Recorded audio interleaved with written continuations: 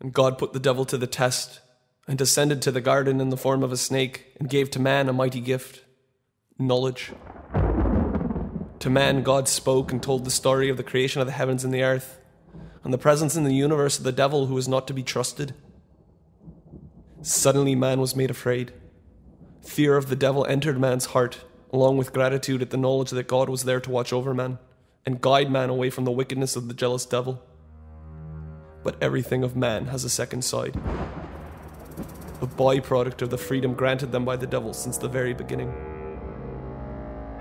And there were several among men who questioned the very nature of any knowledge, and so two men met to settle the dispute of their heavenly inheritance, each calling the other fool. The kin of the fallen man looked upon those of the man left standing and plotted their revenge. They will surely kill themselves before they can do the earth any harm, God thought, and looked upon the chaos that was created and said, "It is good." The devil got word of God's designs and appeared before man in the form of a bush. Understanding the depth of love which the devil had imprinted onto man, the devil taught man forgiveness and gave unto man laws. With a way now of preserving man from itself, they would grow in number. They would flourish and one day consume the earth, and they would do it with fire. Fire was a useful gift whose benefits were immediately apparent to man. And when let loose, its effect on the earth could be devastating. Still, it needed to be controlled so as not to do similar harm to man.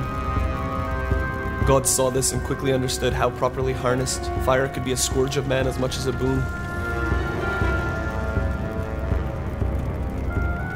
With man growing in numbers and spread upon the earth, God garbled their words so over such vast distances they would not understand each other. God gave to man politics and religion to ensure that borders would be coveted, controlled, and disputed, and the nature of their existence and their future ever misunderstood and questioned. And so with fire man forged lances and burned crops, forests and homes, ever mindful of the everlasting vendetta from time immemorial.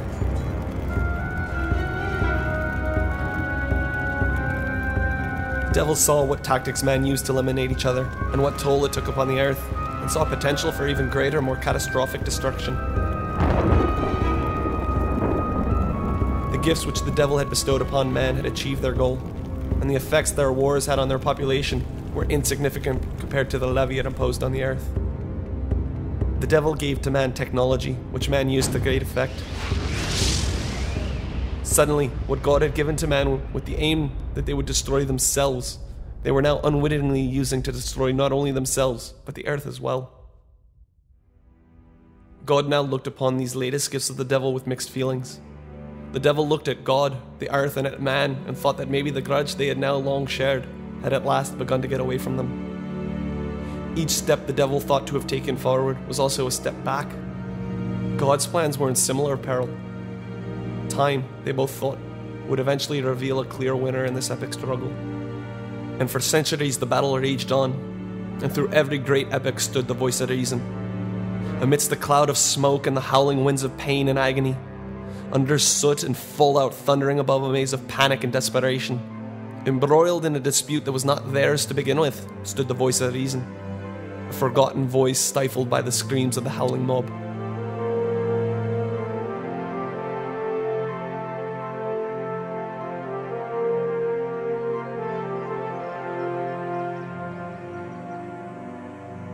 The voice of reason once again made the journey across the plain, and as the tops of the buildings of the town became visible, thundering over that plain came the sound of roaring and unrest.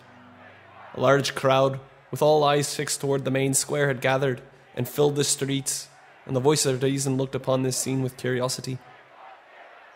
The voice of reason tried to ask those among the crowd, noticing that all were dressed in blue clothing, the meaning of what was afoot, but could receive no clear answers. The voice of reason continued to nudge a path through the crowd, and with every step closer toward the main square, the cheering grew louder. People began to dance and were elaborately dressed, screaming at the top of their lungs. And the voice of reason listened carefully, attempting to make out what exactly the masses of blue were chanting.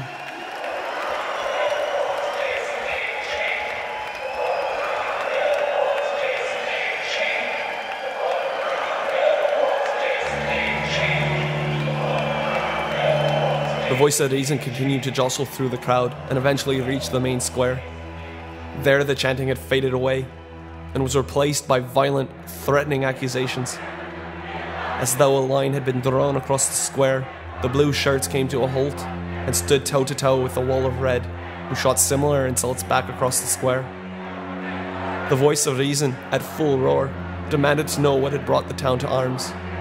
But so consumed by their fury, the Reds versus the Blues paid no attention to the voice of reason's pleadings. The voice of reason pushed away through the wall of red and fled through the crowd away from the main square.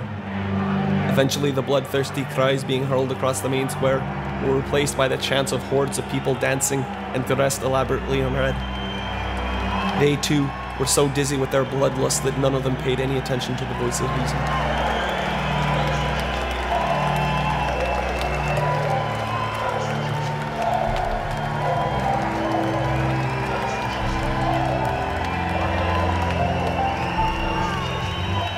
And the voice of reason, swooning from the intensity of the rioting in the town, eventually came to the edge of where the last of those wearing red stood looking on toward the main square. And the voice of reason, with falling shoulders, walked on and gazed longingly toward the mountains at the far end of town, and wept as the clouds swirled around their peaks. Looking back one last time, the voice of reason could see the first signs of smoke and flame beginning to rise and billow out from the main square.